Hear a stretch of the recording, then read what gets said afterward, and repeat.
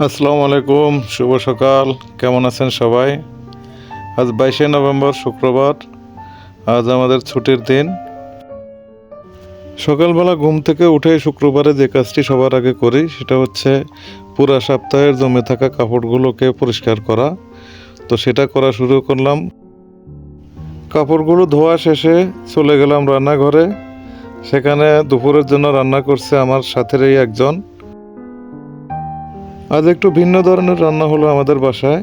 গরুর গোশতের সাথে আজকে বেগুন দিয়ে রান্না করতেছে আমার এক ইন্ডিয়ান বন্ধু। রান্না শেষে রুমে সবাই চলে গেলাম জুম্মার নামাজ আদায় করার জন্য। সেখান থেকে এসে দুপুরের খাওয়া দাওয়া করে বিকেলবেলা সমুদ্রের পাড়ে ঘুরতে যাব বলে ঠিক করলাম।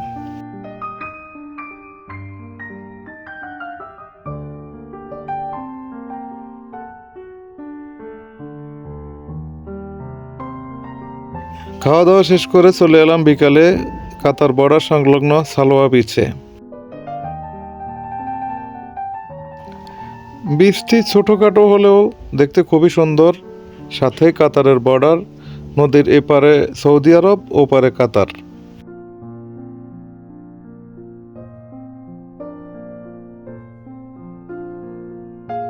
শুক্রবার ছুটির দিন বিদায় আমাদের মতো অনেকেই এসেছেন এখানে ঘুরতে, সমুদ্রের নীল জলরাশি উপভোগ করার জন্য।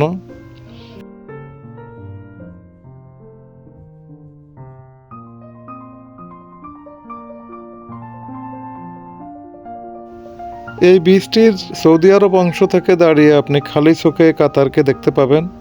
সেটি দেখানোর চেষ্টা করছি জুমের মাধ্যমে। আপনারা হয়তো ওই দূরে দেখতে পাচ্ছেন কাতার, আর পাশেই ছোট ছোট বাচ্চারা খেলা করতেছে বালু নিয়ে।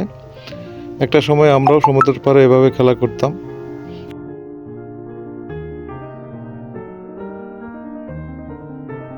বীচটির পাশেই রয়েছে বাচ্চাদের জন্য খেলার মাঠ, সাথে বড়দের জন্য পার্কের আদলে গড়ে তোলা হয়েছে এখানকার স্থানটি। এই বিচে শুধু বাহিরের মানুষই নয়, এখানকার স্থানীয় সৌদি নাগরিক যারা আছেন তারা তাদের বউ বাচ্চা নিয়ে ঘুরতে আসেন। ছেলেমেয়েরা খেলা করছে মাঠে, দেখতে পাচ্ছেন।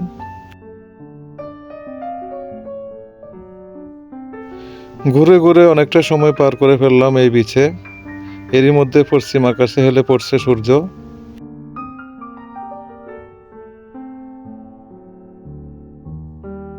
সূর্যাস্তের আগে কি অপরূপ সাজে সেজেছে নীল আকাশ, যা দেখে মন ভরে যাবে যে কারোরই। এই যে অনেকগুলো দেশের পতাকা দেখতে পাচ্ছেন, এর মধ্যে কাতার, ওমান, দুবাইয়ের পতাকা আছে। এখান থেকেই কাতারের শুরু। তো পরিশেষে আজকের মতো বিদায় নিচ্ছি। ইনশাল্লাহ দেখা হবে পরের কোনো ভিডিওতে।